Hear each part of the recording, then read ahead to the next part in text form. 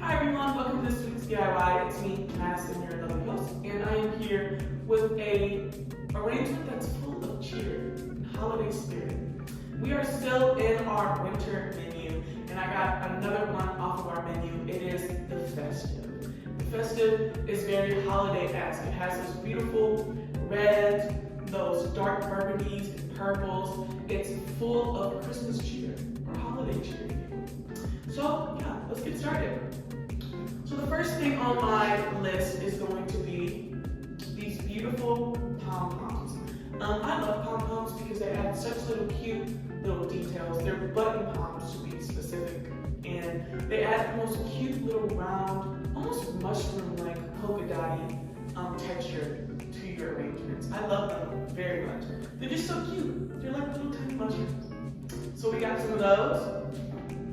We have the wonderful and the hilarious, that's right, big word time, rose heart. They're called rose hearts because their centers curl into this beautiful shape that sometimes looks like roses. They have that beautiful, dark, romantic color to them that's a bit more sophisticated than your classic red rose. And I think it's gonna go great in our arrangement. We have these beautiful burgundy mums right here. Again, they're gonna go great with our rose hearts. And again, they're not just like a bright red, they're a deep, dark burgundy red. Again, very romantic, very holiday-ish, very your favorite sweater on, cozied up on your most comfiest couch that you can imagine with the perfect cup of hot chocolate. That's what I have. Then we have these wonderful snapdragons. You should have at least 2 of these. I have them in like burgundy and then like a purplish color.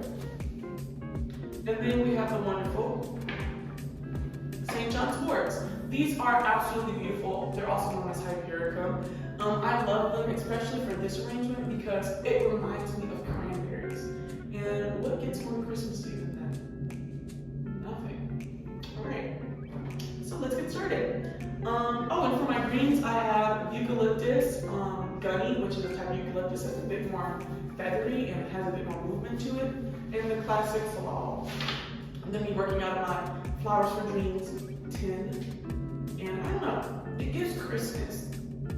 I don't know why tin gives Christmas, and I can't really explain it, but it does.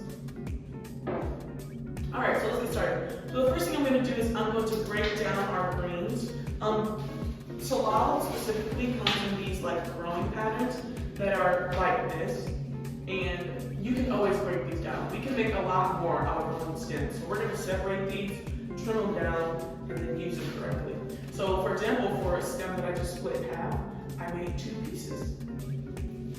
Again, you don't want any leaves in the water, so I'm going to trim my leaves because I don't want any leaves in the water. That's what causes bacteria in your water. So I feel like I say that every DIY episode, but it's the truth.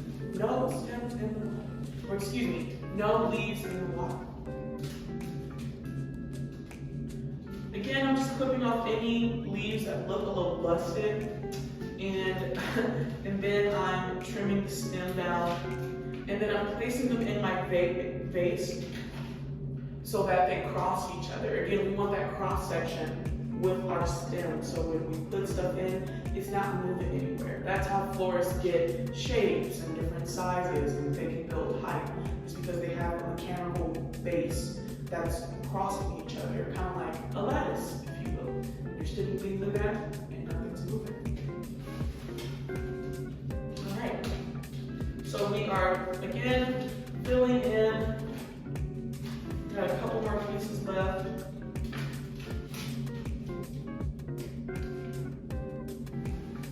All right, and look at that. My base is full. It's perfect. Perfect. All right, now we're gonna go in with our eucalyptus. So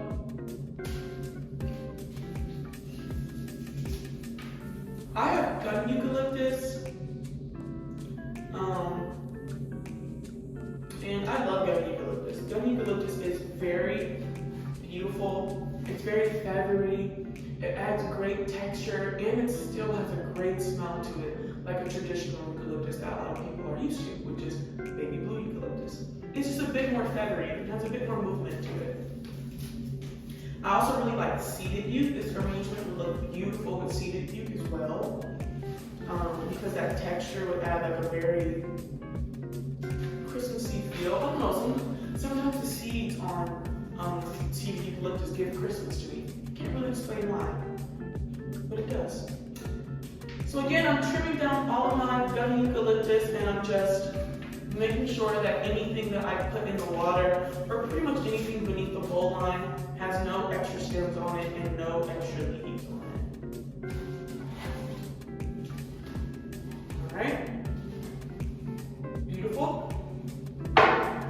Alright, now we're going to go in with our linears. Now remember, linears are things that build length and help frame your bouquet. So usually before I start putting in any of my focals, I really like to put my linears in there. Especially with a very straightforward recipe like this, where you have your linears, you have your focals, you have your classic fillers.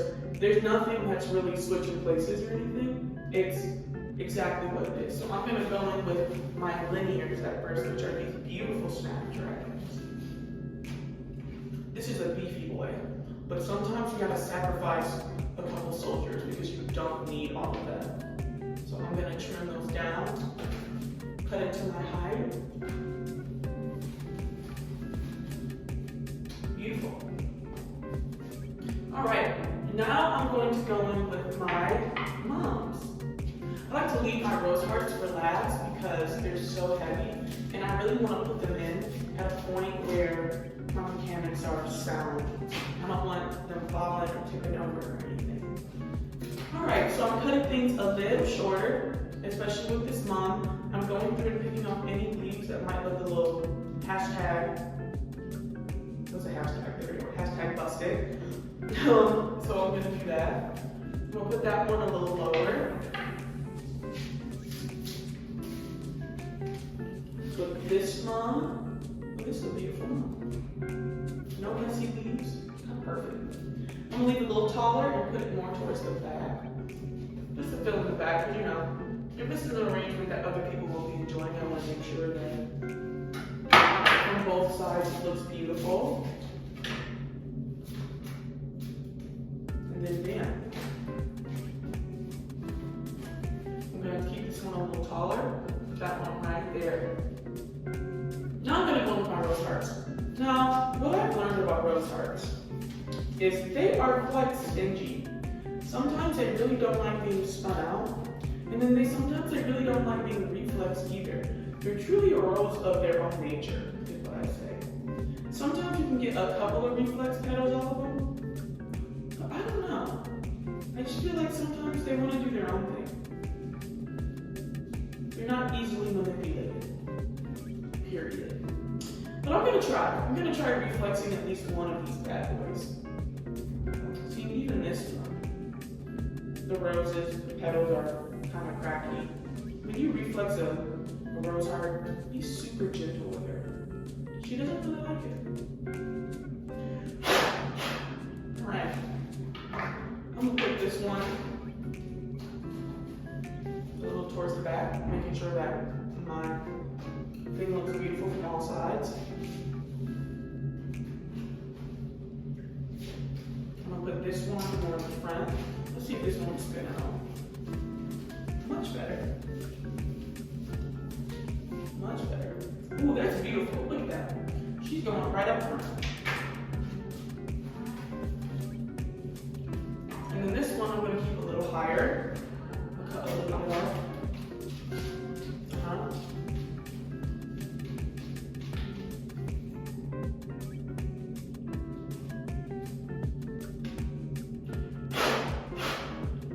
See, this one doesn't want to spin. Yeah, she doesn't like it. It spin out a little bit, but not too much. Beautiful. And now I'm going to go on with my Hypericum. Actually, I think I'm going with these first. Now these are beefy, so you can honestly split these up. So I'm going to cut down that middle stem of my button petals, take off all those extra stems, and then bam, now I have two beautiful pieces that I can use. So I'm going to put this one right here in the front. I'm going to keep this one a little taller. Put this one more in the middle.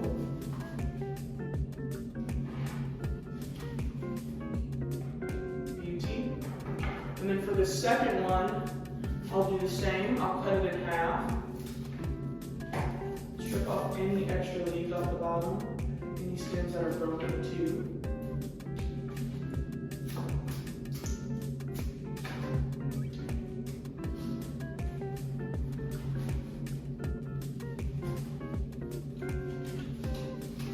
Again, I'm noticing that some of my greens are getting tucked away, so I'm making sure I'm pulling those out, that they can be seen and beautiful. And now I'm going to go on with my hair.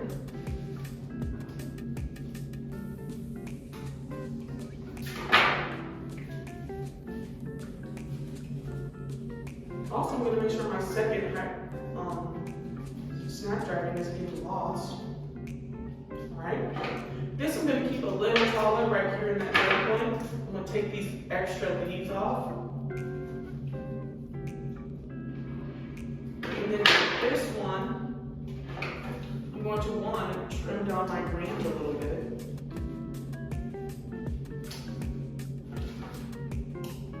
Beautiful.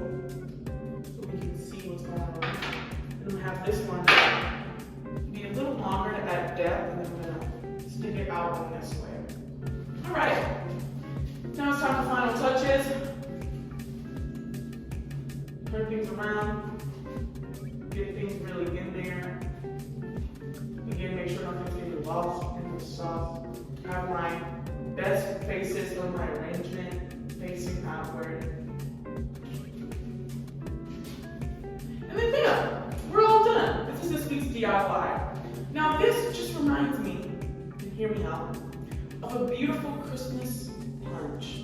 It has all those beautiful Christmassy colors, like your deep reds, again with these rose hearts, which are a bit more sophisticated than a classic red rose.